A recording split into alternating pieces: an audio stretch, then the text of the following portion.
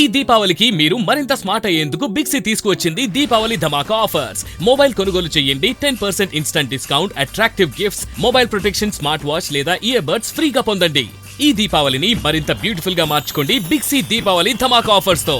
సమీక్షలు, సమావేశాలు ఓకే, కానీ ఇకపై గ్రౌండ్ లెవెల్లో ప్రభుత్వ పనితీరుపై ఎలా స్పందిస్తున్నారు, ఏమనుకుంటున్నారు? ఈ ప్రశ్నలకు తానే స్వయంగా సమాధానం తెలుసుకుంటారన్నారు సీఎం చంద్రబాబు. దీనికోసం ఓ కీలక నిర్ణయం తీసుకున్నారు. అంతేకాదు విశాఖ కేంద్రంగా మరో కీలక ఈవెంట్ జరగబోతుంది. దీనిపై స్పెషల్ ఫోకస్ చేశారు సీఎం. అంతేకాదు రాజధాని అమరావతి అభివృద్ధిలో మరో ముఖ్య ఘట్టానికి తెరలేచింది. అదేంటో చూద్దాం.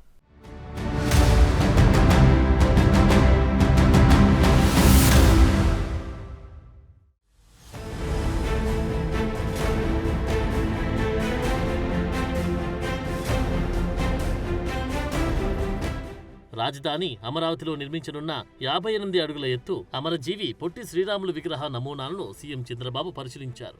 రాజధాని ప్రాంతంలోని సాకమూరులో ప్రభుత్వం కేటాయించిన 6.8 ఎకరాల్లో అమరజీవి పొట్టి శ్రీరాములు మెమోరియల్ ట్రస్ట్ పొట్టి శ్రీరాములు స్మృతి వనాన్ని ఏర్పాటు చేస్తోంది. వచ్చే ఏడాది మార్చి 16న పొట్టి శ్రీరాములు 125వ జయంతి నాటికి ఈ స్మృతి వనంలో 58 అడుగుల విగ్రహాన్ని ప్రారంభించాలని ప్రభుత్వం నిర్ణయించింది. ఈ నేపథ్యంలో విగ్రహ డిజైన్లను సీఎం పరిశీలించారు. ఈ సందర్భంగా విగ్రహానికి సాక్రిఫైస్ గా నామకరణం చేశారు.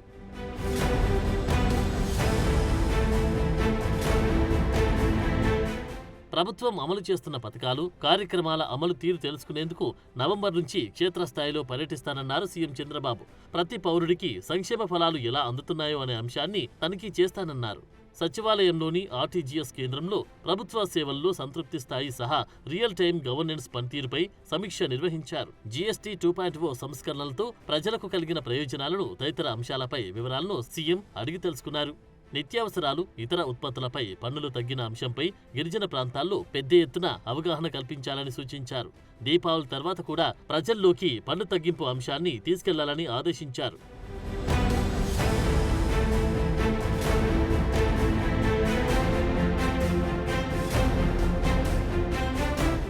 విశాఖపట్నంలో 1 gigawatt hyper scale data centre ఏర్పాటు, అలాగే ఏఐ హబ్ కు సంబంధించి ప్రభుత్వం ఢిల్లీలో గూగుల్తో హిస్టారికల్ డీల్ కుదుర్చుకుంది. ఢిల్లీ తాజ్ మాన్ సింగ్ హోటల్లో భారత్ ఏఐ శక్తి పేరుతో జరిగిన ఈ కార్యక్రమంలో ఏపీ సీఎం చంద్రబాబు, కేంద్ర ఆర్థిక మంత్రి నిర్మలా సీతారామన్, గూగుల్ ప్రతినిధులు పాల్గొన్నారు. ఈ ఒప్పందం ప్రకారం $15 బిలియన్ పెట్టుబడులతో గూగుల్ ఏఐ డేటా సెంటర్ ఏర్పాటు చేయనుంది. ఈ ఏఐ డేటా సెంటర్ వైద్యారోగ్యం, విద్య, వ్యవసాయం, పరిశ్రమలు తదితర రంగాల్లో సేవలు అందించనుంది. ఆసియాలో ఆ సంస్థ ఏర్పాటు చేస్తున్న అతిపెద్ద ప్రాజెక్టు కూడా ఇదే కాబోతుంది. ఈ ప్రాజెక్టు ద్వారా 2028-2032 మధ్య ఏపీ స్థూల ఉత్పత్తికి ఏటా 10,518 కోట్లు సమకూరుతుందని, 1,88,220 ఉద్యోగాల కల్పనకు అవకాశం ఏర్పడుతుందని అంచనా. Google cloud based programs, services ద్వారా ఏటా 9,553 కోట్ల చొప్పున 5 ఏళ్లలో 47,720 కోట్ల వాల్యూ అవుట్పుట్ ఉంటుందని అంచనా వేస్తున్నారు. I'm appreciating Google team for speed up bringing this project to Visakhapatnam. You are all aware from the beginning, as a politician, always I am promoting technology. That is the proof of concept in Hyderabad. Now it is next level of development. We started iTech City and promoting IT. Now artificial intelligence and also data centers, quantum computing. For all these things, driving force is the Honorable Prime Minister. Never some proposal, immediately he is doing, not only doing, he is asking to implement it at a faster pace.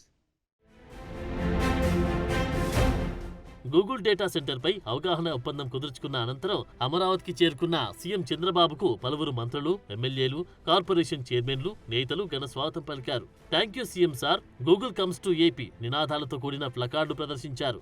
Andhra Pradesh రాష్ట్ర భవిష్యత్తును మార్చే Google సంస్థతో అవగాహన ఒప్పందం కుదిరినందుకు కృతజ్ఞతలు తెలిపారు.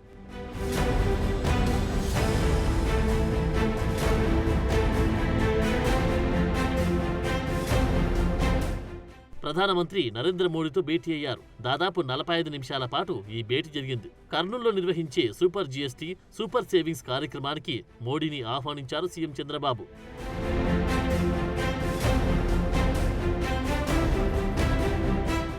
విశాఖపట్నంలో November 14, 15 తేదీల్లో ఏర్పాటు చేస్తున్న confederation of Indian industry partnership summit ఏర్పాట్లపై సమీక్ష నిర్వహించారు సీఎం చంద్రబాబు. ఈసారి సిఐఐ సదస్సు technology, trust, trade navigating the economic order థీమ్తో మొత్తం 13 సెషన్లుగా జరగనుంది. 29 మంది వాణిజ్య మంత్రులు, 80 మంది దేశ, విదేశీ సీఈఓలు, 40 దేశాల నుంచి ప్రతినిధులు, అలాగే 13 మంది కేంద్ర మంత్రులు ఈ సదస్సుకు హాజరవుతారని అధికారులు అంచనా వేస్తున్నారు.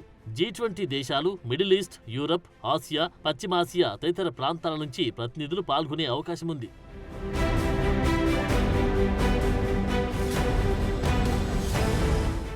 ఏపీ రాజధాని అమరావతి అభివృద్ధిలో మరో ముందడుగు పడింది. రాజధానిలో సిఆర్డీఏ కార్యాలయ భవనాన్ని సీఎం చంద్రబాబు నాయుడు ప్రారంభించారు. ఈ భవనం ప్రారంభం కేవలం ఆరంభం మాత్రమేనని, అమరావతి అభివృద్ధి ప్రస్థానం ఇప్పుడే మొదలైందన్నారు సీఎం. రాజధాని కోసం భూములు త్యాగం చేసిన రైతులపై ప్రశంసల వర్షం కురిపించారు. వారి త్యాగాలను ఎప్పటికీ మరవలేనని, వారికి అన్ని విధాలా అండగా ఉంటారని హామీ ఇచ్చారు.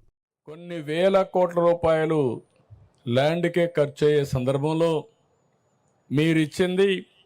మీరు డెవలప్ చేయండి, ఆ అభివృద్ధి వల్ల దీనివల్ల ల్యాండ్ విలువ పెరుగుతుంది, పెరిగిన దాంట్లో మాకు కూడా కొంత ఇవ్వండి, అదే మరిగా మీరు ఆ ల్యాండ్ అమ్మి ఇక్కడ రాజధాని కట్టడానికి నిధుల సేకరణకు కూడా మీరు సహకరించే పరిస్థితి వచ్చారు. అందుకే ఈ ప్రాజెక్టు సెల్ఫ్ మానిటైజేషన్ అంటే ₹1 కూడా గవర్నమెంట్ డబ్బులు ఖర్చు పెట్టడం లేదు. నేను విమర్శించే వాళ్ళకందరికీ ఒకే మాట చెప్తున్నా, మీరు ఎప్పుడు విమర్శే మీరు చేసేది.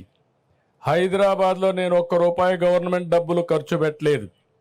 నా తెలివితేటలతో ఆ రోజు బిల్డింగ్ బై బిల్డింగ్ కట్టా, ఆటోమేటిక్గా ట్యాక్సులు పెరిగాయి. ఈరోజు హైదరాబాద్ నగరం వల్ల తెలంగాణ రాష్ట్రానికి 70% వనరులు హైదరాబాద్ నుంచి వస్తున్నాయంటే అది ఆ రోజు నేను వేసిన ఫౌండేషన్ అని చెప్పి మీకు తెలియజేస్తున్నా.